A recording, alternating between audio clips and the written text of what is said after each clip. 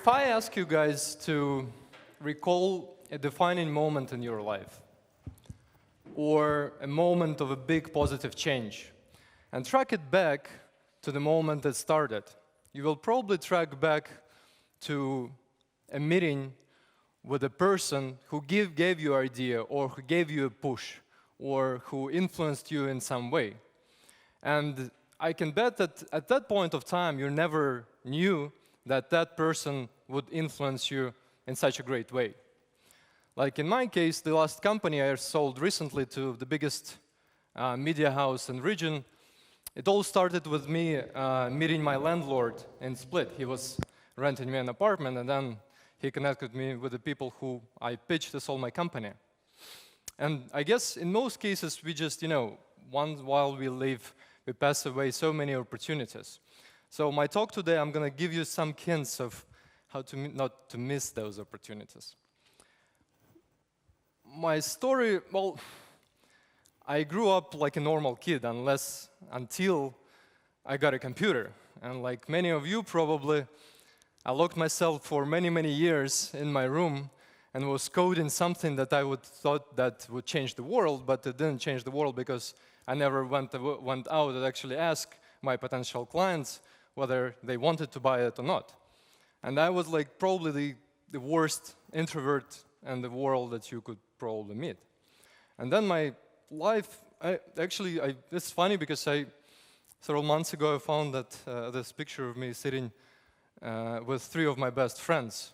My computer, my cat, and scoliosis that I got after sitting at the computer so many years.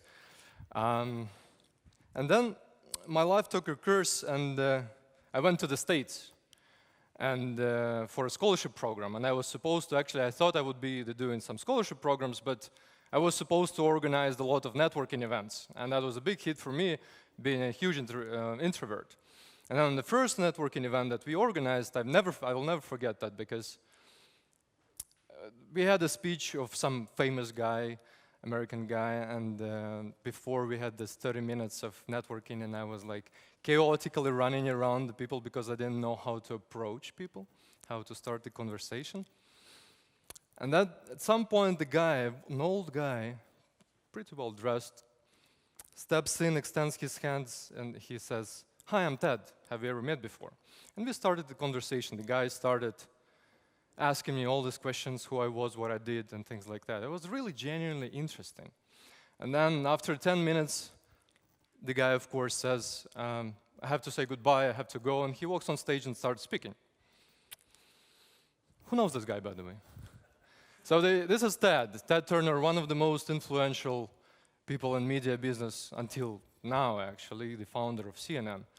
And quick takeaways I got right away after after meeting Ted was, first of all, never be judgmental to the people who you meet by how they dressed, how they look, what their age. You never know who they will appear. Secondly, if you want to be interesting, be genuinely interested in other people. We have our own stories. And third, always be prepared to actually always know when you're going somewhere, always know, who you might bump into. How many of you actually scrolled through LinkedIn profiles of the speakers before you're actually going here? Not a lot. But this is a good, every time you go to this kind of conference, it's a very, very useful technique. Many people confuse networking with the exchanging business cards and feeling comfortable of approaching others and having a small talk. And then those people become very dissatisfied with their results. Max Gurwitz, one of the organizers, some time ago told me networking is just one letter away from not working. And many people are actually sharing this kind of thought. I think that networking will not make wonders for you. Networking will not make a good person out of bad person. Networking will not probably make a good product out of bad product. But you can always find somebody who will make a good product out of a bad product. So I'm looking into that, is that networking is just a marketing tool, especially for business, especially if you are a startup founder. And for marketing, the main thing is for people to remember you. And 3 components of people not to forget about you are having a story, 2, having a positioning, and 3, having a big vision, right?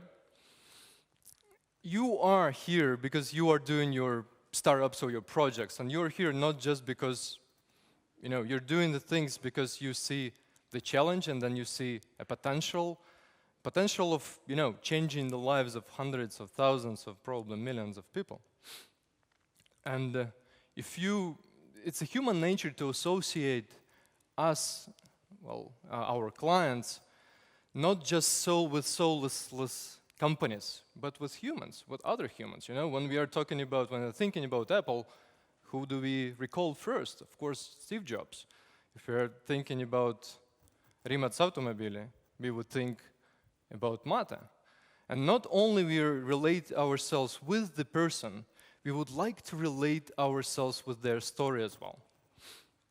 And this becomes a huge competitive advantage. You will always pick a vendor or a company that has a person with a story versus just some company. No, as with every marketing tool, you have to know who you will be delivering this story, this message, this vision, because you cannot just deliver it to everyone, the same story, the same vision.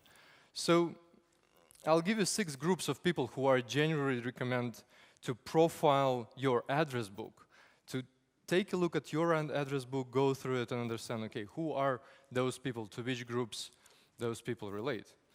First of all, if we are networking, we are targeting our clients. This is quite obvious, right?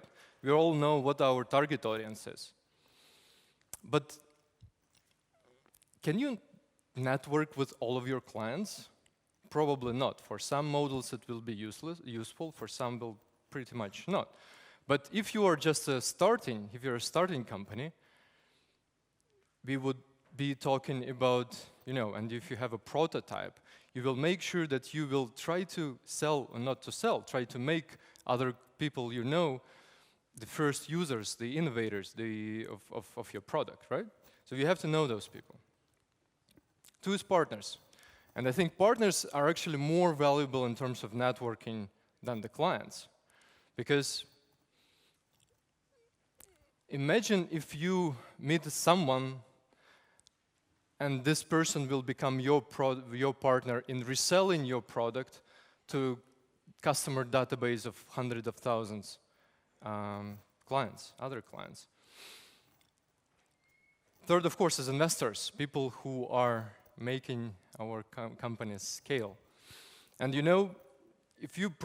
some of you might already have approached the investors and serious funds with request for finance and with request of funding, and you know how hard it is to get, to just send a cold email or apply through the form that they have on the website. Those things never happen. What you do, how you get to investors, is through the network, by networking, by other people referring you. Mentors and advisory council. Mentors are been there, done that. Rick was talking about that as well. Those people who already did what you are looking to, the people who will show you the open doors, the solutions, the shortcuts, and people who would probably make your first business plan miserable on the first mentorship sessions if you've ever been to any startup accelerator. Of course, our employees, or if you're starting, your co-founder. Of course, you know that it's a little chance if you're starting alone, and you got more chances to survive and get funded, get invested if you have more people in the company, co-founders. Of course, competitors. This is the 6th group.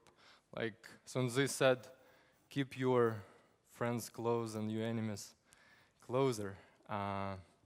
And like Vitaly said at the beginning, that no competition, no market. So those 6 groups are totally different, and your approach to each group, networking approach, cannot be the same. You cannot pitch the same deck you just pitch to investor to your potential founder or your potential partner. So you have to validate, okay, what is my value for this specific group? If you're talking about marketing, we all know that it's all about calculations. And how do we know whether our networking is good or bad? So we have to measure it somehow.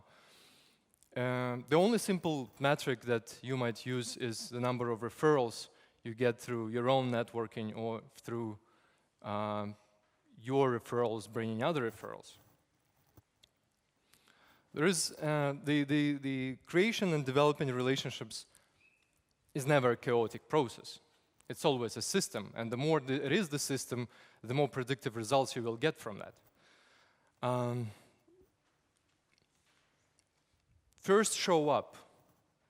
Come to a specific place where your target networks are. Show up, approach people, learn as much as possible in how you can help them, pitch yourself appropriately, and get a contact. But don't sell yourself right away.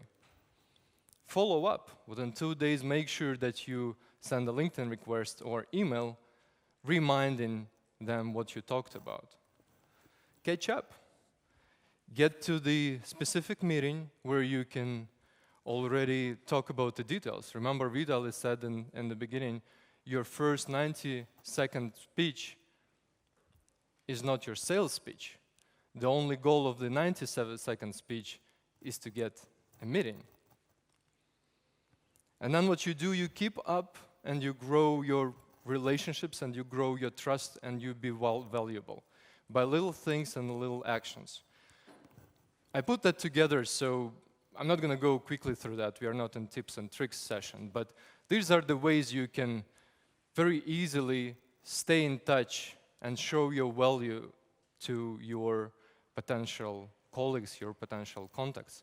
From sending a thank you note and inviting for a lunch, of course, send referrals and send testimonials. Actually, cool thing about sending testimonials and sending referrals is that if you want to get referrals or if you want to get testimonials, you send them more to other people and they come back. This is how it works. Buy their products and services. Participate in their fundraising campaign. Ivo was recently, for example, having a fundraising campaign for his book. A very easy way to get in front of the person who can help you a lot. And then when the time is right, step up, and once the trust on a good level, propose a bigger partnership, and then bigger partnership. Your family and your closest friends are your most loyal fans. Make sure they know what you're actually doing. For how many of you, your mom knows exactly what you are doing? No? And believe me, this is the inner circle are your most loyal fans, and they're more likely to bring you referrals. However funny it might sound. Network. Make sure that if you are hanging out in the same places and talking to the same people, the number of incoming leads or your contacts will decrease over time. Make sure you hang out in different audiences. Make sure that you network with different people. And even if people look like from the first sight that they are not going to be either your client, your partner, or whatever, that just does mean that they probably have someone who can connect you to those things. So make sure that they know about what you're actually doing. It's funny, but there will be a small number of people who will bring you the majority of your leads and your referrals. It's like, again, 20-80 principle. So make sure you know from whom you're actually getting the leads, getting referrals, and praise them as your best customers. Make sure you practice every day. As with any social skills, you will not be good unless you're actually on the field every day. And of course, have fun, because people see if you're not having fun, they're not going to relate to you as a relaxed and outgoing person. So not like this, like seriously make fun. I know this is a strategy, and for most people it will be very hard to accept this strategy. What you can do today is a very simple step. There are software services that will take out your contact book, the address book, and will feed all your Facebook friends, your LinkedIn contacts, your address book, your iCloud into one database, and will merge all the contacts. So once you merge them, you just go through the list and see with whom you haven't actually been in touch for a long, long time. Because the majority of your key partners, key clients, you have to be in touch with them at least every 60, every 90 days. So that's it. Thank you.